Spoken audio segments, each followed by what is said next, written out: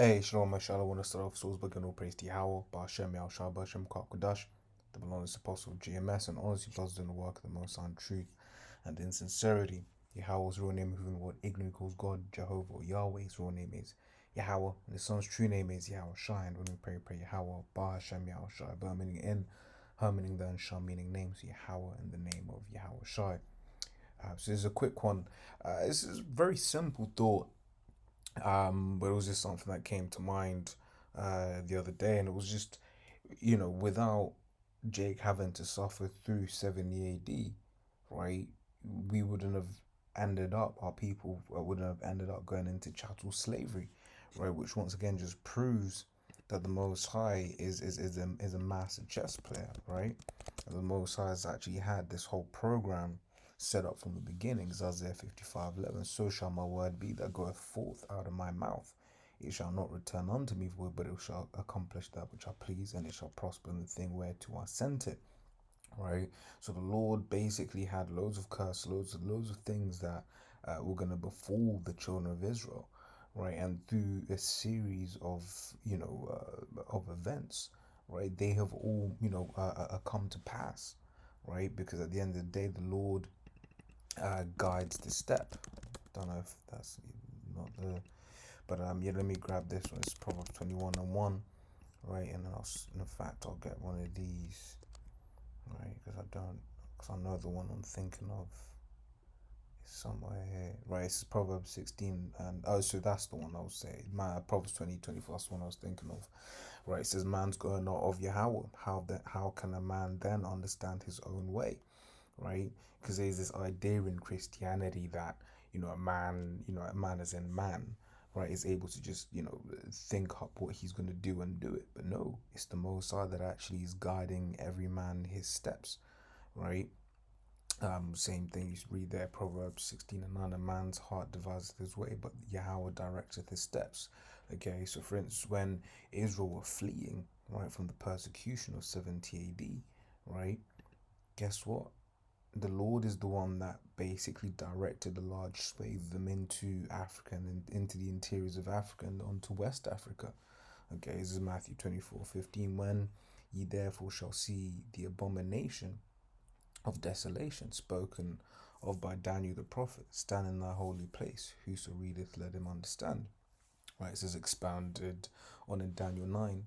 Abomination of desolation, 70 AD, not twofold as the deliverance to come will be in the sight of Israel's enemies, right? So, for instance, that's why the apostles have basically denounced, those camps that say, oh, you got to flee this and the other, because actually this time, right, it basically says that, our enemies are going to behold us, right? Enemy beheld. It's Revelation 11 and 12, right? It says, and they heard a great voice from heaven saying unto them, come up hither. And they ascended up into heaven in a cloud, which I was talking about a chariot, or the so-called right man calls a UFO, or nowadays a UAP, unidentified aerial phenomenon. Right, it says, and their enemies beheld them. So the enemies are going to, our enemies are going to watch us as, Lords will be with the elect. But basically, the enemies are going to watch the elect of Israel, right, being beamed up into the chariots. Right, it's wisdom 5 from the top.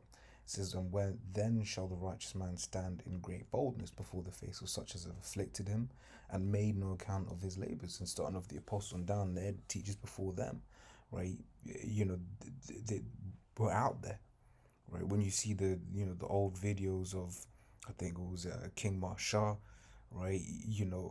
Just blasting it down, right? Raw, right? Raw and in great boldness. The video that was that the apostles uploaded a couple of months back, right? Basically, were you basically saw, that boldness coming through, and then you saw in the crowd you had Edomites looking like, how dare these, obviously how they we would have perceived a so-called black man. Right? Obviously, we understand King Marshall to be our king, the King David, right? Now damn, he demands to look like, how can you say such thing? But that's the boldness in which he was coming in, and likewise that same spirit, right, goes on to our apostles, and we do our best to come out in that level of boldness, right? And it says, but before the face of such as afflicted him. Yeah, these primarily these Edomites, but all these heathen nations, you can read about that in Psalms the 83rd chapter, right? It says, made no account of his labors, right? It says, when they see it, they shall be troubled with terrible fear, right? And shall be amazed at the strangeness of his salvation, so far beyond all that they look for. So when these heathen nations see the elect being beamed up, they gonna be like, yo, oh shit, right? Why? Because, for instance, 1E has basically made it seem like it's little green men, right? And also E made it seem like Jake, basically don't amount to anything. Did a video earlier on where basically I was saying, look, E has, in the eyes of these heathen nations, amounted Jake to just being, the Jake man, for instance, just being a dildo that can run fast. That's basically what he's made Jake seem like. Oh, a dildo that can run fast, that likes to smoke weed and eat chicken, right?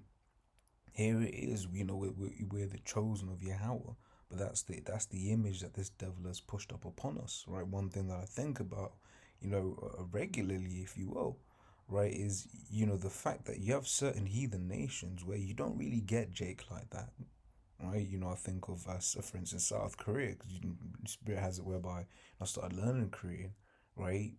But they don't have Jake like that in Korea yet. You meet some of them and they hate Jake.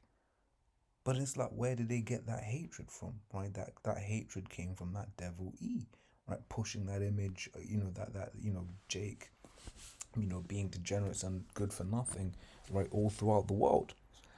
Says verse 3, says, then they repenting and groaning for anguish of spirit shall say within themselves, this was he whom we had sometimes in derision, and the proverb of reproach, right? We fools accounted his life madness and his end to be without honor, right? How is he numbered among the children of the Most High and his lot among the saints? So they're like, yo, we just thought you weren't good for anything, but how did you end up in this position, right? But that's just to show you that the Lord, once again, is in rule of everything, right? It says, as Daniel 4:17, right? It says, this matters by the decree of the watchers and the demand by the word of the Holy One, to the intent that the living may know that the Most High ruleth in the kingdom of men and giveth it to whomsoever he will and setteth up over it the bases of men, right? Once again, in the video I did before, read Job the 30th chapter, right? E is, the basis of man. Right, Job 30 goes into how among the bushes they braid, which is like what a horse does, right? But basically, this is then going on and saying that the Lord is the one that put him in this position of power, right? To basically show his great power. You read that in Romans the 9th chapter, right? You can go read into how the Lord basically set up Pharaoh, right, for that same purpose. This is Ecclesiastes 10:7, right? It says, I've seen servants upon horses, and Esau's a servant, right? And princes walking as servant upon the earth. Really, all these heathen nations are our servants. We want to get technical. Well, not even technical if you want to speak factually, right? It says, and princes walking as servants upon the earth. And what is our name? What does Israel mean, right? Yahshua, he Prince Power, right? But look at us on the bottom, right? That's the question that Ezra asked the angel.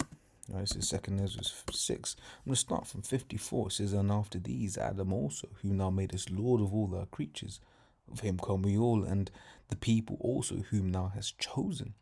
All this have I spoken before thee. Right, so we all come from Adam, right? But the Lord has his favorite from Adam, okay? It says, O Lord, because thou madest the world for our sakes, right? It says, all this have I spoken, O Lord, because thou madest the world for our sakes.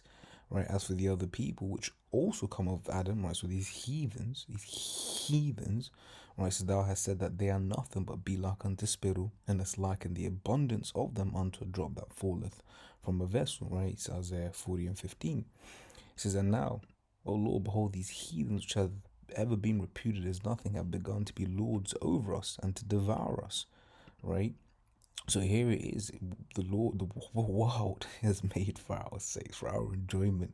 Yet these heathens, right, these lowly beings, right, that basically Yahweh was like, he basically likened it, like, any brothers out there that bake, anything like that, right, you bake and then you're weighing something up, right? You say it needs, say, 100 grams of flour, right? But then there was already dust on it before. You don't care about that dust. That's what these heathens are, right? Insignificant, right? It says, I know, O Lord, behold, these heathens which have ever been reputed as nothing have begun to be lords over us and to devour us. But we, thy people, whom thou hast called thy firstborn, thine only begotten, and thy fervent lover, are given into their hands, right? And that's quoting Exodus 4:22, and thou shalt send to Pharaoh, thus saith Yahweh, Israel is my son, even my firstborn, right? It says, if the world now be made for our sakes, why do you not possess an inheritance of the world? How long shall this endure? So this was Ezra. This was an error to Ezra. Okay, he was observing what was going on. Like, look, man, this ain't right. Yeah, you look at what's happening in this time, right, where a lot of our people are happy with the status quo, are happy with the world as it is, right? But we ain't happy with the world as it is, right? We're hoping, praying to the Lord comes and and fixes things, right? Puts Israel back on their rulership position so that the world can be ruled by righteous rulers, right? This is Sirach 10:8, right? It says, because not 10:8, 10:4, right? It says, the power of the earth is in the hand of the Lord, and in due time he'll set up over it one that is profitable. Right? The only one profitable is an Israelite man with the law, statutes, and commandment written in his inwards part. In his inward parts, right? And that's the period we're coming into, right? After this destruction, right? Israel's gonna be rewired. Israel's gonna be rewritten, right? Starting off with those that make it on this side, right? The laws, they're gonna be changed in a moment, in a twinkle of an eye. You can read that in 2 Corinthians, the 15th chapter, right? But going back, mainly to the topic at hand, right? It says Matthew 24:4-15, right? When ye therefore shall see the abomination of desolation spoken of by Daniel the prophet, stand in thy holy place, whoso reads, let him understand, right? Yeah, actually, I'll go into that. Right? Abomination, the multiple wicked things that Antiochus the Fourth did in the temple, right? But is once again a key thing to note that this time around we're going to be saved by chariot, right? Which is why, for instance, verse 19 is only referring back to then. Whereas verse 19 says, and one to them that are with child, and to them that give suck in those days, because the scripture says, if I can remember how it's phrased, um,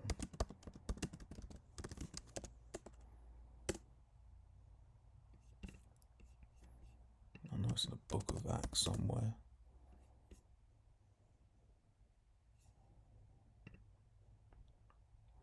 It says Acts 16:30. It says, and brought them out and said, sirs, what must I do to be saved? And they said, believe in the Lord Yahushua Mashiach, and thou shalt be saved and thy house. Right? And that's what it is in this time around, right?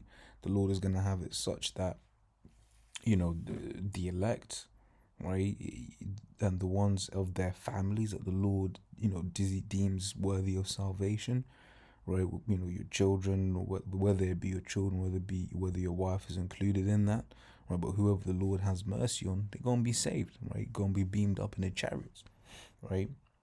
But going on back into the whole thing about the 70 AD, the diaspora. Right, we look into that word, the diaspora, right? Just in general, so the dispersion of Jewish people beyond Israel, right? So Jews, rather, right? People living outside Israel. So you go into this word in the etymology, right? It's in reference to Moravian Protestants in 1869, reference to the dispersion of the Jews, from Greek diaspora, dispersion, right? From diasperein, to scatter about, disperse. Right? When I read that there, to scatter, right, I thought about this. This is Deuteronomy 28:64. Says, and the Lord Yahweh shall scatter thee among all people, right, from the one end of the earth even unto the other, and there thou shalt serve other gods, which neither thou nor thy fathers have known, even wood and stone. Right, once again going back into this idea that everything that happens, everything that wherein we get moved, is because the Lord has directed our steps, right? So in that, through by way of 70 AD, where Israel scattered, and this is the thing, before then Israel were moving around, right? Before then, Israel were moving around. You had what you call scatterings, and diaspora from before. But 70 AD was a major diaspora. Okay, wherein the Lord scattered us and made us, mingle with the heathens, right? Starting looking like the heathens. That's why to this day, you think about this, man. You got in a billion or so-called Indians. You're gonna tell me there's not one Jake, not one Israelite from a billion and a bit Indians, so-called Indians, and add on the so-called Chinese. You're gonna tell me there's not one Israelite from 2 billion or so heathen nation, so-called heathens from two. Let me just say it the way from two countries, right? The way Esau would say, nah, nah. You have our people all over, all mingled amongst them. Okay, so just finish it off. Says the Greek word, to scatter, about, disperse, from dire, about, cross, see dire, speirein, to scatter, right? See sparse. So the Greek word used in Septuagint in Deuteronomy, the 25th chapter, right? Wait, was this? It actually says 28, 25. Is that 28? Let me see if this app is gonna. No, definitely. XX, that's 2. That's a 5. That's a 3. So that's 28 and 25. Right, so the Hebrew word balance. Let's see what that is.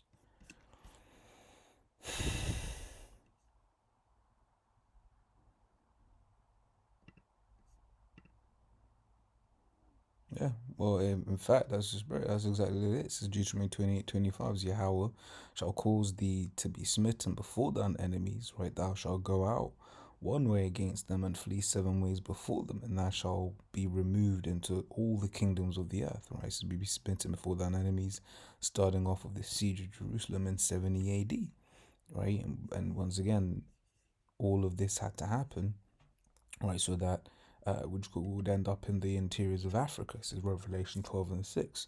It says, and the woman fled into the wilderness where she had the place prepared of the Most High, that they should feed her 1,260 days.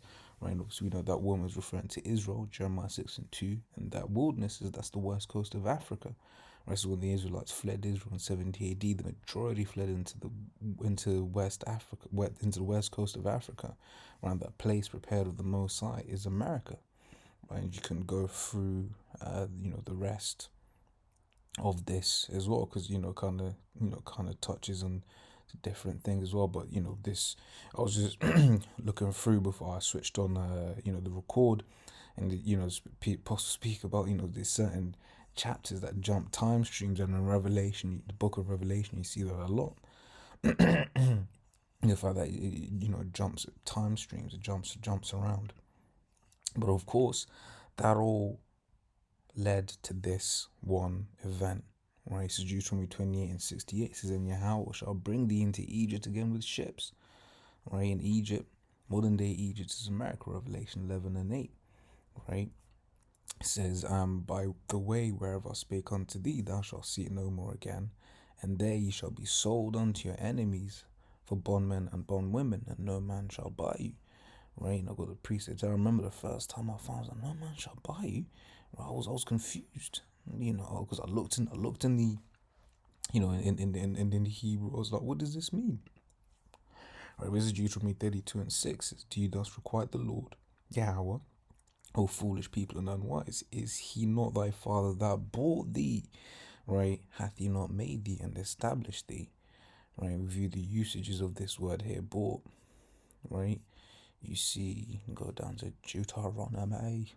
Right, you see these two here. You see what's highlighted, and no man shall buy you, and that hath bought thee. Right, so it's going into no man shall basically redeem us, right, from the condition that we're in. And you had your Marcus Garveys, your Malcolm X, your Martin Luther Kings, you're this guy, you're that guy, right? But ultimately, who's the only one that can redeem us? That is, Yahweh Shai, through the power of Yahweh Bashem Yahweh Shai, right? This is 2 Peter 2 and 1. It says,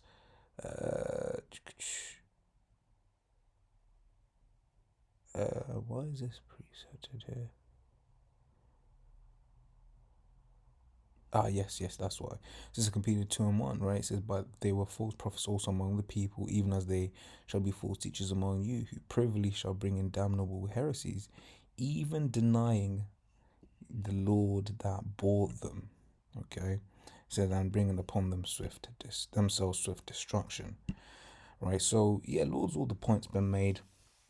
Right.